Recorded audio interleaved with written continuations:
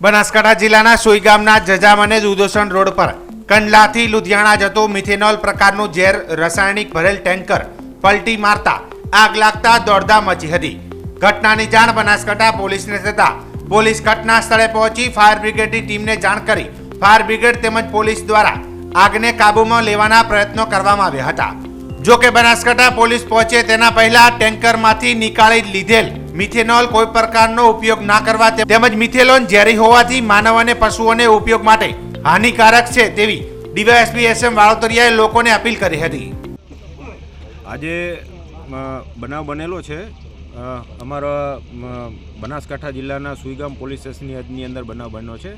Tanker પલટી ખાઈ ગયું છે અને ટેન્કર પલટી ખાવાનું કારણ એવું છે કે એમના ડ્રાઈવરને આવતા હતા ત્યારે રસ્તામાં એને બળદ આડો આવેલો અને એના હિસાબે બળદને બચાવવા જતાં ટેન્કર પલટી ખાઈ ગયેલું એવું હકીકત જણાવે છે। ટેન્કરમાં મિથેનોલ ભરેલું છે। આ મિથેનોલ ખૂબ જ ઝેરી પ્રવાહી હોય છે અને આ મિથેનોલ જો કોઈ માણસને પી જાય તો થોડી જ સેકન્ડોમાં એનું મૃત્યુ થઈ શકે છે। એટલે આ મિથેનોલ ખૂબ ઝેરી પ્રવાહી હોય છે અને મિથેનોલ ઢોળાઈ જવાથી આગ પણ લાગી ગઈ હતી, પરંતુ પછી ફાયર બ્રિગેડ અને એમના માણસો અને પાણી અને ફોમનો મારો ચલાવવાથી આગ તો કાબૂમાં આવી ગયેલ છે। પણ આ ટેન્કર છે એ કંડલાથી ભરી લુધિયાણા જતું હતું અને પ્રેમવીર સિંહ એમના માલિક છે।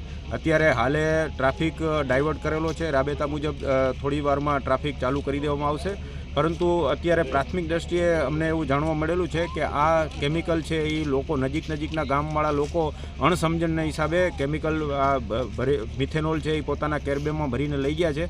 તો અમારી રિક્વેસ્ટ છે કે આ કેમિકલ ખૂબ ઝેરી છે અને આ કેમિકલ ખાલી શ્વાસમાં જવાથી પણ માણસનું મૃત્યુ થઈ શકે છે। એટલે આ કેમિકલને અતિશય ઝેરી કેમિકલ છે તેને પોલીસને હવાલે કરી દેવું અથવા ત્યાં સ્થળ ઉપર નાશ કરવો, પરંતુ બાળકોની પહોંચથી દૂર રાખવું અને બિલકુલ આ કેમિકલ ગંભીર પ્રકારનો મતલબ ગુનો પણ બને છે કેમિકલ રાખવાથી। એટલે કેમિકલ નહીં રાખવાનું અને પોલીસને હવાલે કરી દેવાનું। અને આ કેમિકલ જો બ્લડની અંદર જાય તો તરત ને તરત મતલબ કહી શકાય કે 1 મિનિટની અંદર માણસનું મૃત્યુ થઈ શકે। પ્યોર મિથેનોલ છે અને એટલે લોકોને અમારી વિનંતી છે, બનાસકાંઠા પોલીસની વિનંતી છે કે આ કેમિકલનો તમે તરત ને તરત પોલીસને હવાલે કરી દો। અમે અમારી ટીમો બનાવી અને જે આજુબાજુના ગામડાઓમાં જે લોકો લઈ ગયેલા છે એને પણ અમે ઘરના સર્ચ કરવાના છીએ અને જો અમારી પોલીસની ટીમ આવે તમારે ત્યાં તો તમે એને પોલીસને હેન્ડઓવર કરી દેજો, જેથી કરીને અમારે કંઈ કોઈ પગલાં લેવાના નથી, પરંતુ આ માનવ જાત માટે ખતરનાક કેમિકલ છે। એટલે એક રિક્વેસ્ટ છે, અમારા દિયોદરના ડીવાયએસપી ગોયલ સાહેબ પણ આવી ગયા છે અને હું થરાદ ડીવાયએસપી છું અને અમારી તમામ ડિવિઝનની પોલીસની ટીમ અત્યારે 100-150 પોલીસ અમારી આવી ગઈ છે અને